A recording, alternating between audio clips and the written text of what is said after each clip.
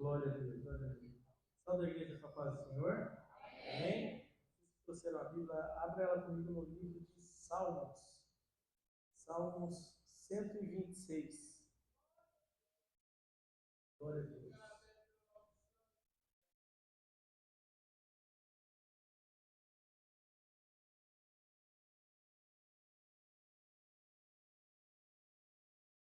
Salmos 126, o verso 5 e o 6. E não, esse não é o momento das ofertas. Um texto bem conhecido e muito usado nas ofertas. Mas o Senhor vai tratar rapidamente conosco através desses dois versículos. Todos encontraram? Diz assim a palavra do Senhor: os que semeiam com júbilo, os que com lágrimas semeiam, com júbilo ceifarão. Quem sai andando e chorando enquanto semeia, voltará com júbilo, trazendo os seus feixes. Amém? Bom, esse é um texto bem usado muitas vezes nas ofertas. Só que esse texto, esse salmo, ele foi escrito quando o povo estava saindo do cativo da Babilônia. Esse salmo é um salmo ali onde se o seu tem algum título, o meu título desse salmo é Consolo para os que choram. Então o povo ali estava dizendo que eles semearam aquele tempo chorando, mas agora o Senhor tinha tirado eles do cativeiro, e eles iam passar esse tempo agora com alegria. Tudo aquilo que eles plantaram chorando, eles iam colher cantando.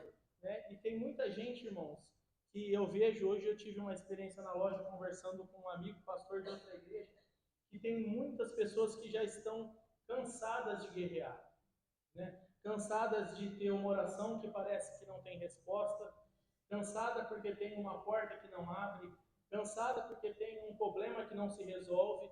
Mas eu vim te lembrar aqui hoje que Deus vê a sua luta. Nada do que você está passando, irmãos, é invisível para Deus. E se Ele vê no momento certo e no tempo dele, Ele vai agir.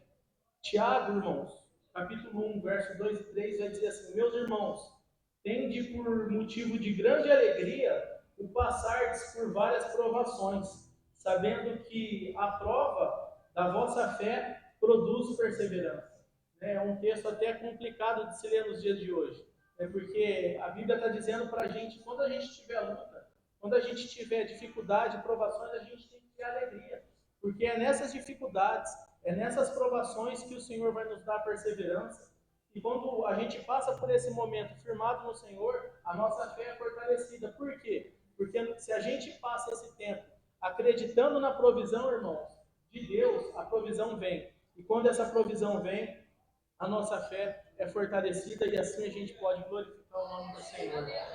Irmãos, Deus não permite uma luta para te destruir. Ele permite para te aprovar. José foi vendido, preso e esquecido, mas ele estava sendo preparado para governar. A sua luta de hoje é o treinamento para o seu palácio de amanhã.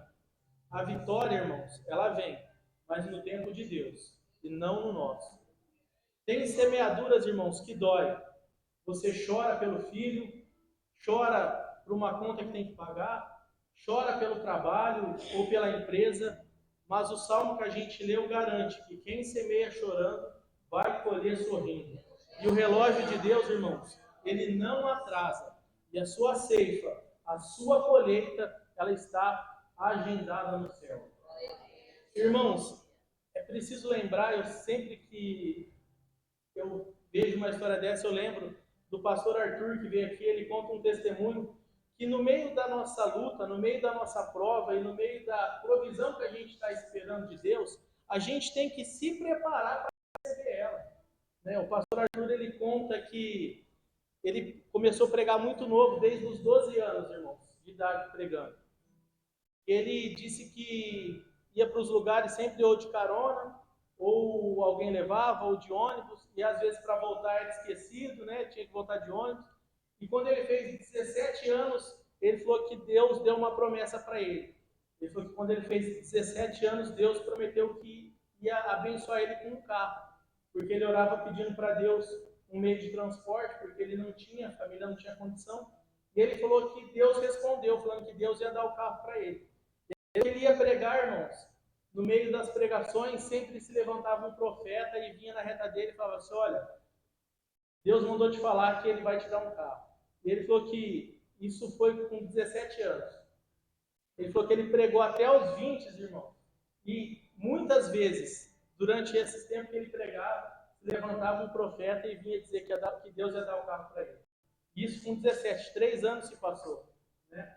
E aí ele conta que teve um culto que uma irmã se levantou e veio na reta dele, ele falou que ele parou a irmã e falou assim: eu sei que Deus vai me dar um carro. Aí a irmã falou assim: não, Deus mandou eu te dar um carro.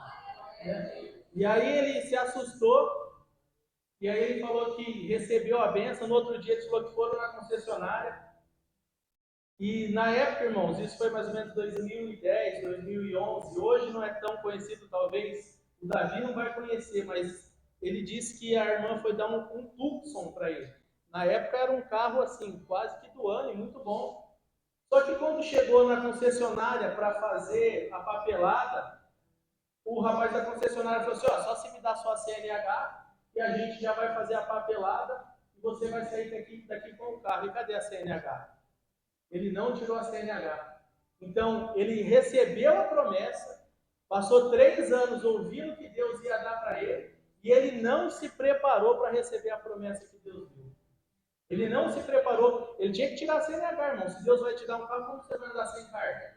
Né? Então, às vezes Deus prometeu alguma coisa para você, irmão. Deus disse: olha, eu vou fazer isso, isso, isso na sua vida. Só que você, a bênção que Deus vai colocar na sua mão, você tem feito o caminho para quando sua bênção chegar, você falar para Deus: Deus, eu estou pronto, a bênção é minha. Ou será que você está acreditando numa bênção futura e quando a bênção chegar, vai ficar desprevenido? Paulo escreveu, irmãos, em 1 Coríntios 15:57. É o que a gente diz sempre quase no final dos cultos. Graças a Deus que nos dá a vitória. E você sabe aonde Paulo escreveu isso? Quando ele ainda estava preso. Ele não esperou sair da cadeia para agradecer. A fé, irmãos, declara no deserto o que vai acontecer na terra prometida. Sua luta é real, mas a vitória que o Senhor tem para você, ela já foi concedida no nome de Jesus. Se coloca de pé.